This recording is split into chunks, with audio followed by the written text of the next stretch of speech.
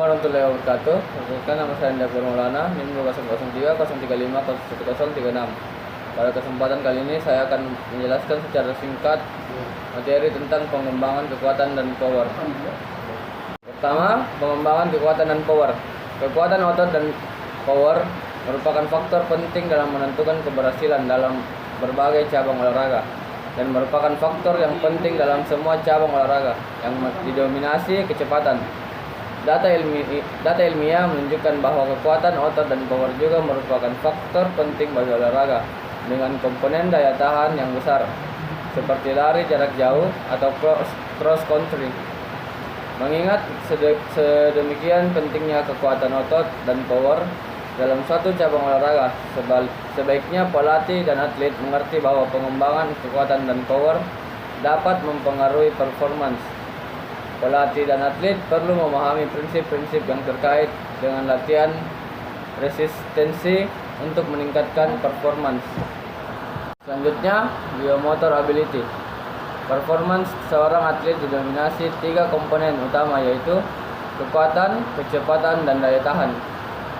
Dewasa ini sebagian besar aktivitas olahraga diklasifikasikan berdasarkan predominan biomotor ability. Hanya pada olahraga lari jarak jauh, komponen utamanya didominasi oleh daya tahan. Walaupun demikian, riset mengemukakan bahwa suatu aktivitas olahraga, komponen utamanya dipengaruhi oleh beberapa biomotor ability. Komponen kekuatan otot dan daya tahan akan mempengaruhi kecepatan lari seorang karena menurut riset kekuatan kaki dan power akan mempengaruhi kecepatan lari. Kata lain, otot yang kuat dan bertenaga akan meningkatkan kecepatan lari. Selanjutnya, kekuatan. Kekuatan didefinisikan sebagai kerja maksimal atau maksimal force atau torque atau rotation force yang dihasilkan otot atau sekelompok otot. Selain itu, kekuatan didefinisikan sebagai kemampuan sistem neuromuskular menghasilkan gaya melawan tekanan eksternal. Kekuatan otot yang baik akan menambah performa seorang atlet terkait dengan performa dan kecepatan lari, performa sepak bola, dan lainnya. Data-data ini tampaknya mendukung pendapat bahwa kekuatan otot merupakan penyumbang utama untuk kegiatan olahraga. Oleh karena itu, latihan resistensi dapat memperbaiki sistem neuromuskular dengan cara meningkatkan kemampuan atlet untuk menghasilkan tenaga sehingga meningkatkan performance.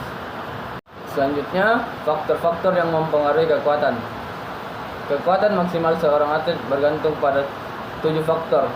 Yang pertama, jumlah motor unit yang terlibat atau rekrutmen.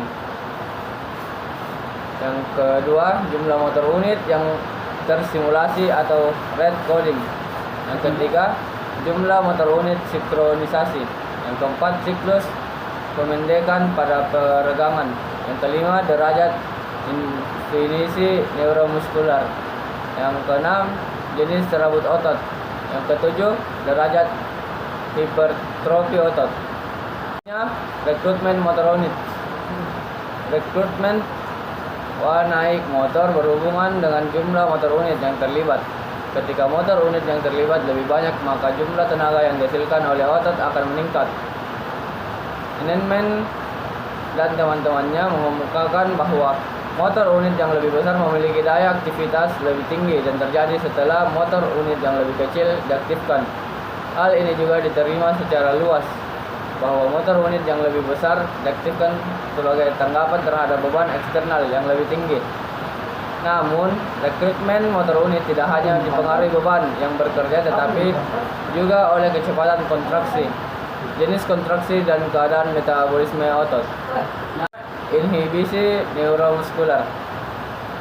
Inhibisi syaraf dapat terjadi sebagai hasil dari umpan balik syaraf dari berbagai reseptor otot dan persendian yang dapat mengurangi produksi kekuatan. Sebagai contoh, tampaknya pada badan Golgi, tendon yang bekerja sebagai mekanisme perlindungan mencegah kerusakan otot ketika melakukan upaya kontraksi maksimal yang berbahaya. Jika pola aktivitas syaraf dari mekanisme perlindungan diubah, inhibisi akan hilang dan kekuatan dapat meningkat.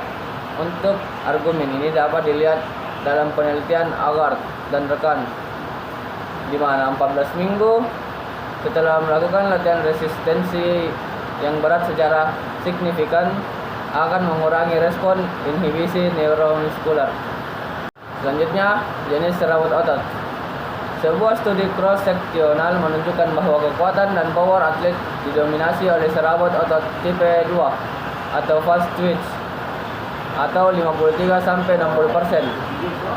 Hal ini penting karena karakteristik jenis serabut otot atlet merupakan peran yang signifikan untuk menentukan kekuatan otot maksimal dan power.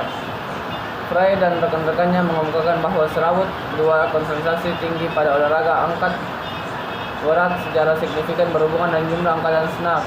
Jenis distribusi serabut atlet juga secara signifikan berkaitan dengan kemampuan lompatan vertikal. Atlet yang berpartisipasi dalam olahraga yang memerlukan daya tahan umumnya memiliki persentase lebih tinggi serabut otot tipe pertama atau slow twitch. Hubungan dengan tingkat konsumsi oksigen maksimal dan lebih rendah dalam menghasilkan kekuatan maksimal. Selanjutnya, hipertrofi otot. Peningkatan luas penampang otot diduga berkontribusi terhadap peningkatan hipertrofi otot dan terlihat sebagai respon terhadap latihan ketahanan. Peningkatan luas penampang otot akan meningkatkan jumlah unit kontraktil dan dengan sedemikian meningkatkan dalam menghasilkan gaya.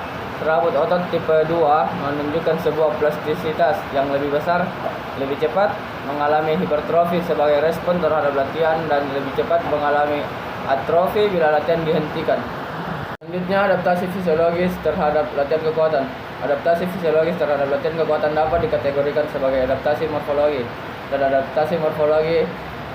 Adaptasi morfologi meliputi perubahan gambaran, rekrutmen motor unit, sinkronisasi motor unit, jumlah motor unit yang stimulasi, aktivitas refleks. Perubahan morfologi berkaitan dengan perubahan ukuran otot secara keseluruhan. Hipertrofi otot, transisi jenis serabut otot, dan perubahan pada arsitektur otot. Tingkat perubahan ini dipengaruhi oleh banyak faktor seperti status latihan, jenis latihan, genetik, umur, dan jenis kelamin. Pengembangan kekuatan dalam tahap awal latihan sangat dipengaruhi oleh faktor neurologis. Dalam latihan berikutnya, adaptasi jangka panjang dibatasi oleh faktor-faktor morfologi. Adaptasi faktor neurologis terjadi antara 6 dan 20 minggu dari latihan ketahanan tergantung pada jenis dan struktur latihan ketahanan. Selanjutnya, jenis kekuatan. Yang pertama, kekuatan umum. Kekuatan umum mengacu pada kekuatan seluruh sistem otot. Ini merupakan dasar untuk program latihan kekuatan dan harus dikembangkan untuk mencapai performa yang optimal. Jika pengembangan kekuatan umum tidak memadai, kemajuan atlet mungkin terhambat. Yang kedua, kekuatan spesifik. Kekuatan spesifik berhubungan dengan pola gerakan sekelompok otot atlet, biasanya menggunakan kekuatan spesifik pada akhir tahap perpisahan. Ketiga, kekuatan yang berhubungan dengan kecepatan. Kekuatan yang berhubungan dengan kecepatan adalah kemampuan untuk mengembangkan kekuatan cepat dan pada kecepatan tinggi. Kekuatan yang berhubungan dengan kecepatan sangat penting dalam semua olahraga, terutama olahraga berego.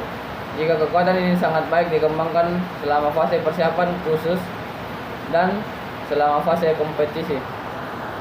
Yang keempat, kekuatan maksimum. Kekuatan maksimum mengacu pada kemampuan tertinggi dari sistem neuromuskular sehingga dapat menghasilkan kontraksi maksimum.